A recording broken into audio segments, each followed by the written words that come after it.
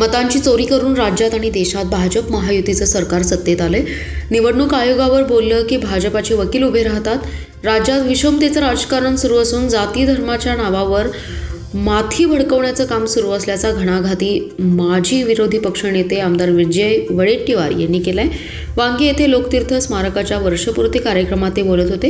यावेळी विधान परिषदेचे गटनेते सतेज पाटील, खासदार विशाल पाटील, आमदार डॉक्टर विश्वजित कदम, माजी आमदार विक्रम सावंत, सागरेश्वर सूतगिरणीचे चेअरमन डॉक्टर शांताराम कदम, रयत शिक्षण संस्थेचे उपाध्यक्ष महेंद्र लाड, डॉक्टर जितेश कदम आदी जण उपस्थित होते। यावेळी पुढे बोलताना वडेट्टीवार म्हणाले, हे सरकार मतांची चोरी करून सत्तेत आले। याबाबत लवकरच देशाचे नेते, संसदेचे विरोधी पक्षनेते खासदार राहुल गांधी हायड्रोजन बॉम्ब टाकणार आहेतच। जनतेला एकमेकांच्या मध्ये जुंपवण्याचं काम शासन करते। मराठ्यांना ओबीसी सोबत, धनगरांना आदिवासींसोबत झुंजवते। पहिल्या कॅबिनेटमध्ये धनगर समाजाला आरक्षण देण्याचा विसर पडलाय। केवळ जात धर्म डोक्यात घालून माथी भडकवण्याचं काम सुरू आहे। आरक्षणाची लढाई लावली आहे, पण सर्वत्र खासगीकरण करण्याचं धोरण सुरू आहे। मग हे कशासाठी, असा सवाल त्यांनी उपस्थित केला।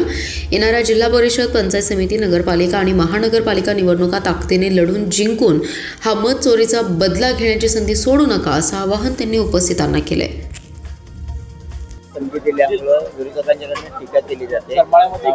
बरोबर नाही ना, चोरीचं काम कोणी करत असेल, चुकीचं काम करत असेल आणि एखाद्या अधिकाऱ्यांनी त्यावर कारवाई केली असेल तर त्याला दम देणं म्हणजे सत्तेचा दादागिरीने उपयोग करणं आहे।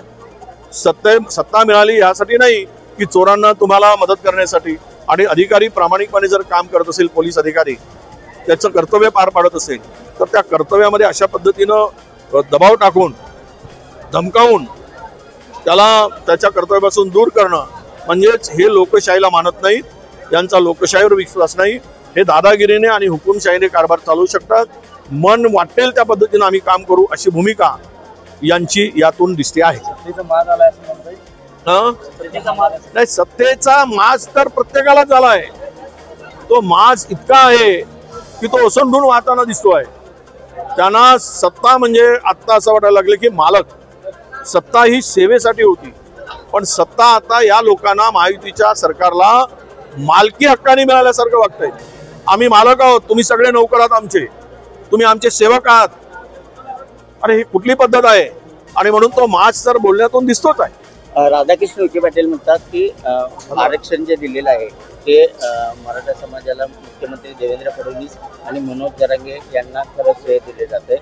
मराठा समाजाला ओबीसीला आरक्षण दिलं ते बरोबर आहे। विखे पाटील यासाठीच म्हणतात की उद्या अंगलट आला तर माझ्यावर येऊ नये, त्यांच्या बलात त्यांच्यावर जावी आणि मी मोकळा व्हावा, ही त्यांची भूमिका आहे।